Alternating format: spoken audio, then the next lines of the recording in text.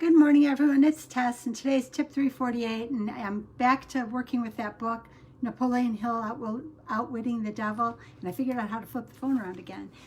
This book is really interesting. I love this book. I think I'm going to get it on audio.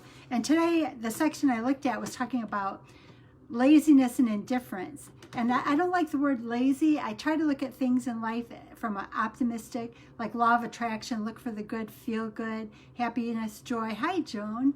I want to live life in a happy place. I want to feel good. I want to get the most out of everything in life. I'm going to read this little paragraph, but I'm also going to say that I'm finding my life to be so much more fun and exciting when I don't go in that place of below.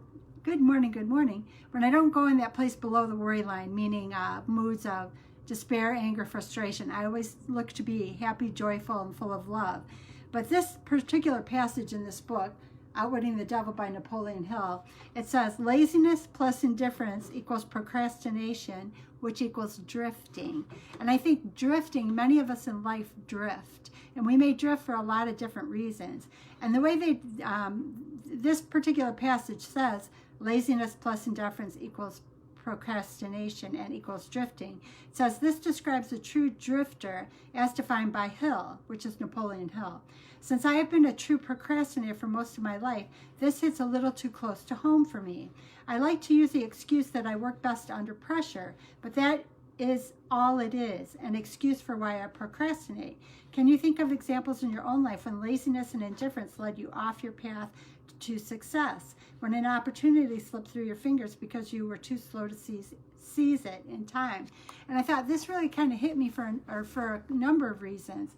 I think many of us, my phone's in the opposite direction today, many of us, I'm trying to live my life in a place of positive words, positive moods, positive emotions, because it feels better, and I accomplish a lot more there. I actually have a list on my wall of 300 positive words. So that idea of laziness and indifference, I don't like those, but what it made me realize is that the difference for me right now is that I do choose to find things to be excited about. I do choose to be hopeful in the things I'm pursuing. I do choose to enjoy the things I'm doing in my life. I mean, it all kind of comes full circle to a lot that Doc V talks about. Live your life doing more of what you love, less of what you tolerate, and none of what you hate. And that kind of falls into line with this. We become indifferent when the things we do aren't meaningful to us. So we have to find a way to love, to find the excitement, to find the joy, to be hopeful, and to be moving forward. Or like the other thing Doc V always says, take the shot and then adjust as you get down the road. Take the shot and adjust as you get down the road. I think too many of us inadvertently have fallen into that place where we look at the things that aren't working and we end up allowing our moods to fall by the wayside, meaning that we feel hopeless, we feel despair, we feel frustrated, we feel like there isn't a way that we can win. And you have to find that one thing that feels good. And like even for me, like that simple thing I said with all the studying I've been doing, because I've been doing a ton of studying, but I like learning. That's always been a passion of mine. I'll brush my teeth at 7 p.m. and use mouthwash just because it's helping me to break the habit of snacking. I realized I started snacking at night studying, so I had to break that habit.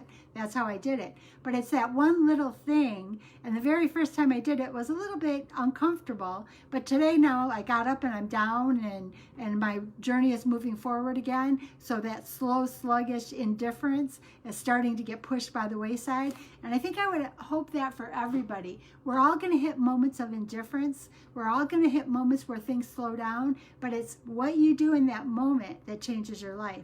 Are you going to find something to be excited about, to be hopeful about, to be joyful about, to pursue something to love? Or are you going to get stuck in that place where you're doing more of what you tolerate and more of what you hate? Because if you stay in that place of tolerance and hate, you won't move forward. So no matter which author motivates you or inspires you, and I love this. This is really interesting. I know it's in talking to the devil, and that can kind of be negative self-talk, but there's a part of me that likes to try to spin it positive, because that is where I want to live. I want to live hopeful, joyful, full of happiness, and full of a positive outlook moving forward.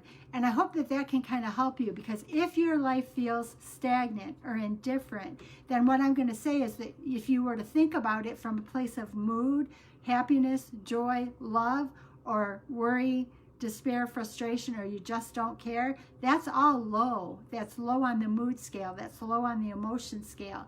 You want to find things that shoot you high, that make you happy, that make you joyful, that make you excited, that make you want to get up and do something more.